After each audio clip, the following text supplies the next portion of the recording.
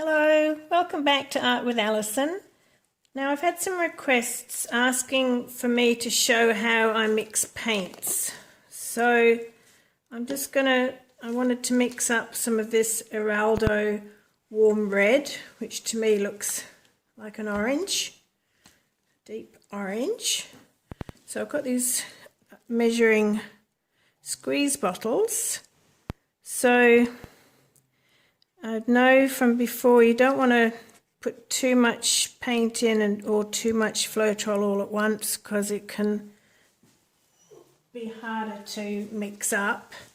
Any funny noises like that squeak just then are my dogs. Let's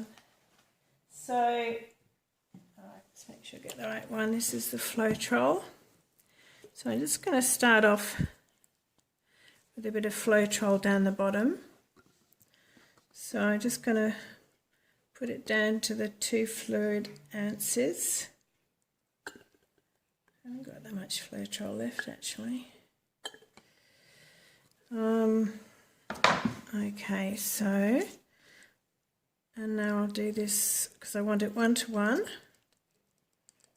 Actually, this is quite runny, isn't it? So maybe I'll start off with it like that to start with. So that's basically 2 lots of Floetrol to 1 lot of paint so far. So I'll just give that a stir. Basically when I'm mixing paints, what I'm after is the consistency. Different paints, even from the same type of paint, you know, like the Eraldos or the Globals or the Liquitech Basics or the Deco Arts, each of them, even though they're, you know, if you get it using just from the same brand, they can have different consistencies. And what I mean by consistencies is how quickly they run. So you can see that's actually quite thick. Actually, no, that's quite nice. Anyway, but I'll just try it 1 to 1. You should start off 1 to 1 and then go from there. See how it's feeling. So I'll just continue this up to the 4 fluid ounces.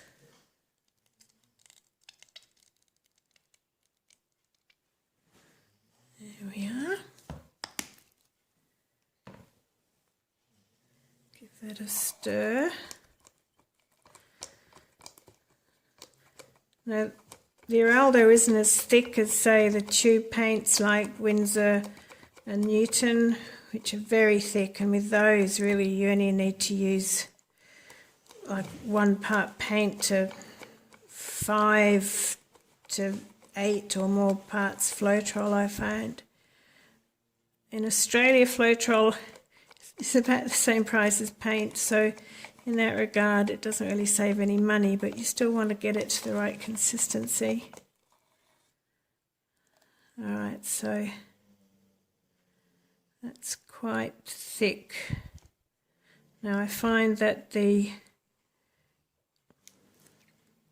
Floetrol helps to make it more liquid, so I'll just put a bit more Floetrol in. It depends what you're painting as well. Like some things you want thicker paint and other things you want thinner paint, such as if I was doing a funnel pour, I would want my paint thinner. And if I was doing a ring pour, I'd like it thicker, and even then it depends on the type of ring pour. Like the first video I did was of a ring pour, and I sectioned the jug into quarters, and oh, that's running nicely. And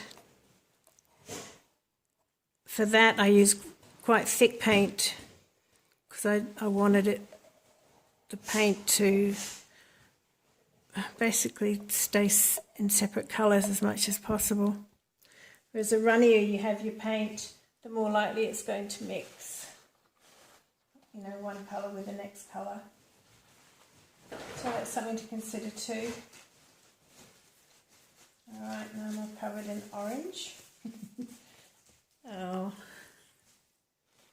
let's wipe the top there. It's always important where anything's going to be joining another, especially if it's like here, the screw top's going to screw on.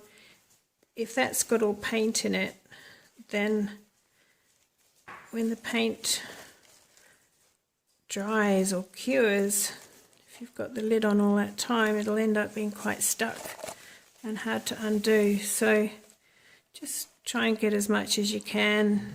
You know, don't have to go and wash it or anything, but just wipe as much as you can off. And there we are. So make sure the lid's on tight and then give it a good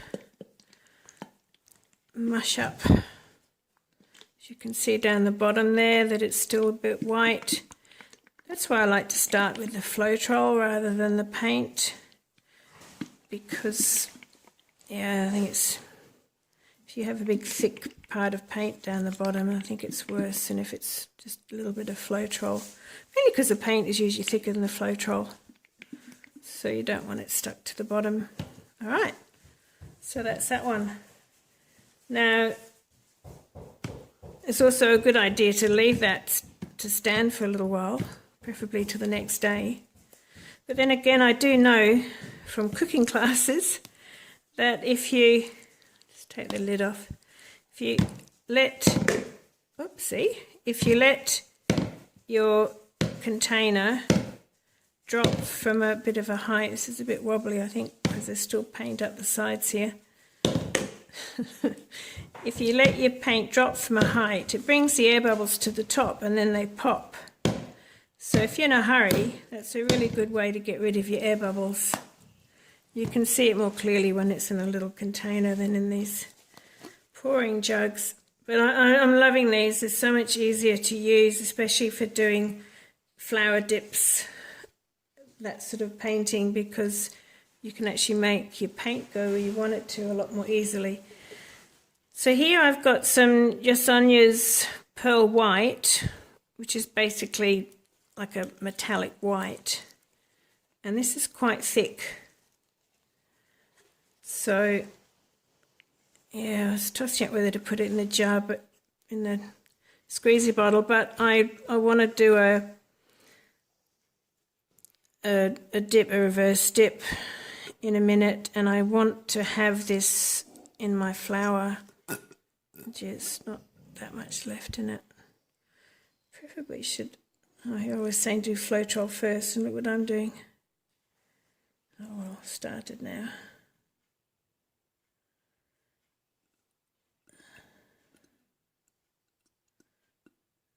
I'll just do 1 fluid ounce because there's not that much in here, and I think what's up the sides will probably make the rest of that fluid ounce. This does make a nice shiny white. Alright, so it's just 1 fluid ounce. So I'll just add it up to 2 fluid ounces. There we are. That's the joy of these measuring containers, is actually there's not so much guesswork.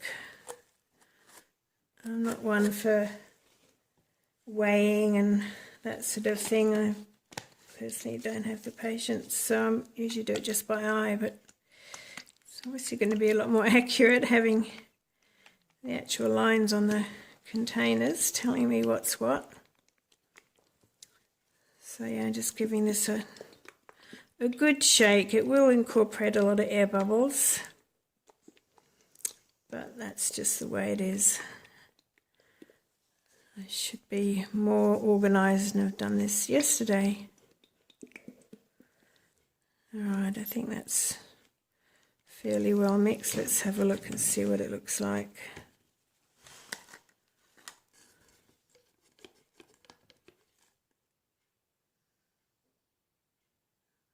It's quite thick.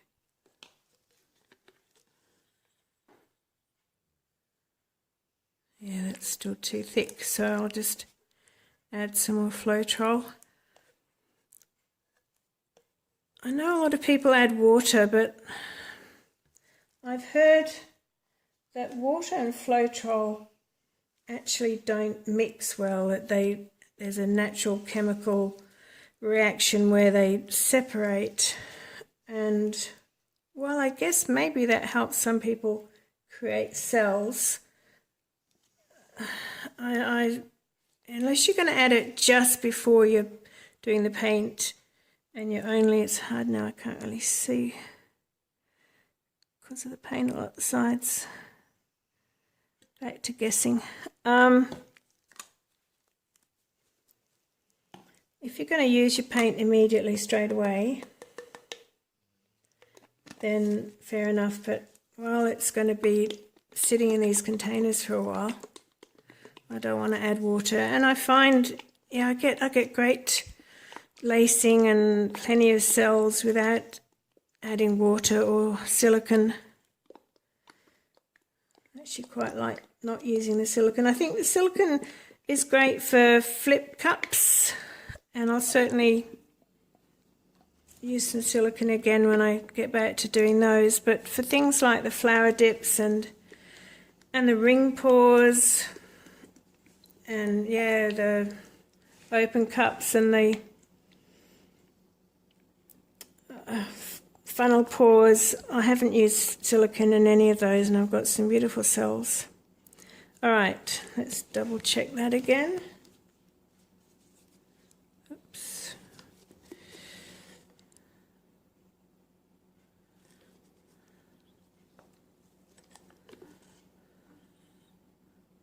Oh, that's nice. Yeah, that's running much better. Beautiful.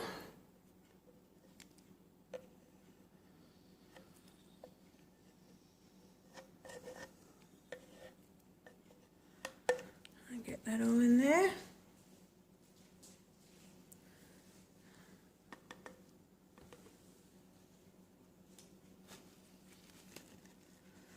Obviously I don't want orange in there, so I'll try and be careful not to put the orange in it.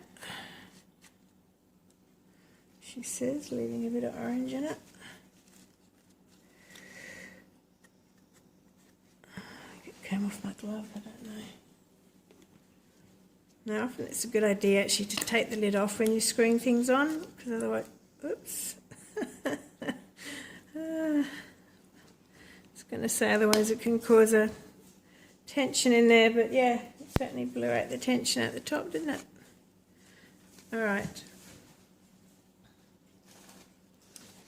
Just clean this up because I'm going to be using this space in a minute. Alright, so that's it for how I mix my paints. Next time I'm going to mix them into smaller containers. I'll video that for anyone who's interested. And I'll do this as a separate video to what I'm about to do. Alright, so thanks for watching and catch you again soon.